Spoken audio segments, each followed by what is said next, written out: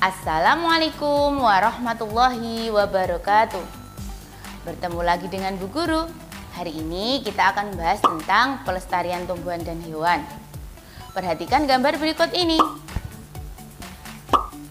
Betul, gambar bunga Rafflesia arnoldii dan bunga bangkai. Gambar harimau Sumatera. Gambar ini merupakan contoh tumbuhan dan hewan di Indonesia yang hampir punah. Masih banyak lagi ragam jenis tumbuhan dan hewan yang mengalami kepunahan. Dapatkah kalian menerangkan bagaimana tumbuhan dan hewan dapat mengalami kepunahan? Iya, jika tumbuhan dan hewan mengalami kematian secara massal hingga tidak menyisakan sepasang tumbuhan dan hewan tersebut di dunia, maka terjadi kepunahan. Misalnya, dinosaurus yang besar itu semuanya punah akibat jatuhnya asteroid ke bumi yang terjadi pada zamannya. Kekayaan alam berkurang dikarenakan banyak hewan dan tumbuhan yang punah. Jika kekayaan alam berkurang, maka makhluk hidup lain akan kekurangan sumber makanan. Tidak hanya dinosaurus, masih terdapat sejumlah tumbuhan dan hewan yang hampir punah atau jumlahnya makin sedikit. Untuk lebih jelasnya, perhatikan daftar tumbuhan dan hewan Indonesia yang hampir punah berikut ini. Dari tumbuhan, ada Rafflesia arnoldii, kantong semar, ulin, anggrek tebu, daun payung, tengkawang, edelweiss Jawa, dan cendana. Contoh lagi hewan, itu harimau Sumatera, orang utan, badak bercula satu, komodo, anoa, burung maleo, burung cendrawasih, dan burung kausuari. Itu merupakan contoh tanaman dan hewan yang hampir punah di Indonesia. Dan masih banyak lagi. Tumbuhan dan hewan langka harus dilestarikan supaya tidak punah. Manusia adalah pihak yang paling banyak manfaatkan tumbuhan dan hewan untuk diambil hasilnya. Oleh karena itu, manusia juga berkewajiban untuk ikut melestarikannya. Lalu, bagaimana cara melestarikan hewan dan tumbuhan, baik yang hampir punah maupun yang masih banyak di sekitar kita? Perhatikan cara-cara berikut ini. Yang pertama, melakukan penebangan pohon dengan memperhatikan usia pohon atau tebang pilih. Yang kedua, tidak menggunakan peledak saat menangkap ikan.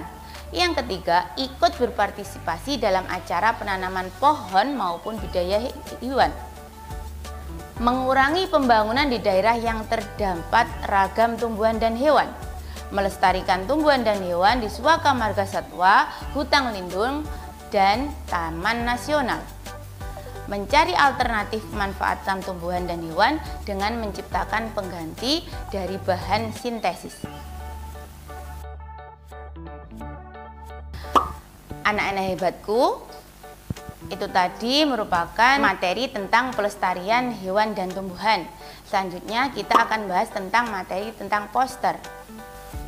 Perhatikan gambar berikut ini. Apakah kalian tahu apa itu poster? Iya, betul sekali. Poster adalah karya seni atau desain grafis yang memuat komposisi gambar dan huruf di atas kertas berukuran besar atau kecil.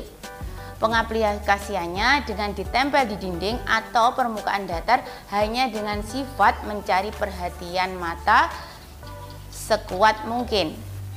Poster bisa menjadi sarana iklan, pendidikan, sosialisasi, dan dekorasi.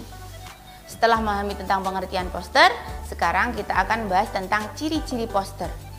Apa itu ciri-ciri poster? Umumnya, poster mengandung warna yang mencolok agar dapat menarik perhatian. Desain grafis poster harus memuat komposisi yang terdiri atas huruf dan gambar di atas media kertas atau kain berukuran besar. Pesan disertai gambar. Berisi kalimat singkat, jelas, dan mudah dimengerti pembaca. Poster mengandung unsur gambar yang menarik supaya membuat orang penasaran untuk melihat dan membaca informasi di dalamnya.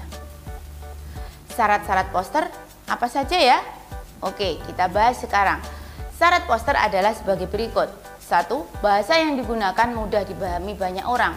2. Kalimat poster singkat, jelas, dan padat. Yang ketiga, kombinasi gambar yang menarik dengan tulisan. Yang keempat, dibuat semenarik mungkin. Yang kelima, dipasang di tempat ramai. Yang terakhir yaitu bahan untuk membuat poster memiliki kualitas yang baik.